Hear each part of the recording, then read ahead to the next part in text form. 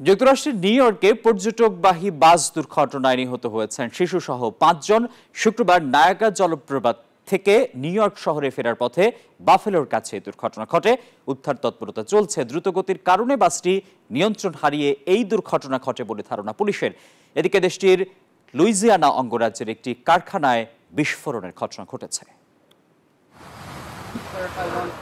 চালক সহ 52 জন পর্যটক নিয়ে নায়াগ্রা জলপ্রপাত থেকে নিউ ইয়র্ক শহরে ফিরছিল বাসটি। পথে নিউ ইয়র্কের বাফেলোর কাছে I-90 মহাসড়কের খাদে পড়ে উল্টে যায় বাসটি। এই সময় এই হতাহতের ঘটনা ঘটে।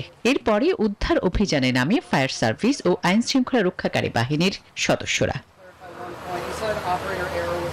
পুলিশের ধারণা, দ্রুত গতির কারণে বাসটি নিয়ন্ত্রণ হারিয়ে এই দুর্ঘটনা ঘটে। ফায়ার সার্ভিস, EMS, হেলিকপ্টার ছাড়াও বিভিন্ন পুলিশ সংস্থা থেকে কর্মীরা কাজ করছেন। অনেক লোককে এরি কাউন্টি মেডিকেল সেন্টারের স্ট্রো মেমোরিয়াল হাসপাতালে নিয়ে যাওয়া হচ্ছে। বাসটিতে অধিকাংশ যাত্রী ভারতীয়, চীনা ও ফিলিপিনো বলে জানা গেছে, যাদের মধ্যে শিশুও রয়েছে। এদিকে দেশটির আরেক অঙ্গরাজ্য লুইজিয়ানার রুজল্যান্ডের একটি কারখানায় বিস্ফোরণের ঘটনা ঘটেছে। এতে কেউ হতাহত না হলেও স্থানীয় বাসিন্দাদের নিরাপদে সরিয়ে নেওয়া হচ্ছে। আসমাতুলি, নিউজ 24।